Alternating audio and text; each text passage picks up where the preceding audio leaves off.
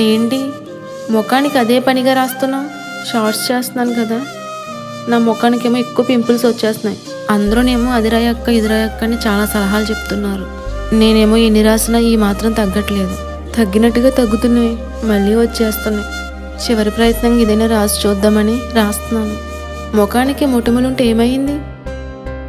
ఇతరులను బలపరిచి ప్రభు వైపుకు నడిపించేది ఆత్మీయ జీవితమే. అది తెలియని వారు ఏవేవో సలహాలు ఇస్తారు. వాతావరణం పరిస్థితిని బట్టి, శరీరంలో కలిగే మార్పులను బట్టి వస్తాయి. అవేవి అక్షయరాజ్యానికి ఆటంకం కాదు. 127 సంస్థానాలకు అధిపతి అయిన అశ్వరోష రాజును, ఆ కోటలోను అనేకులను ఆకర్షించే విధంగా ఎస్తేరు ఉండడానికి కారణం ఆమెలో ఉన్న దైవికమైన విధేయతే. అటువంటి వివేకము విధేయతే అనేకులను ప్రభువు వైపుకు ఆకర్షిస్తుంది గాని పైరూపం కానే కాదు.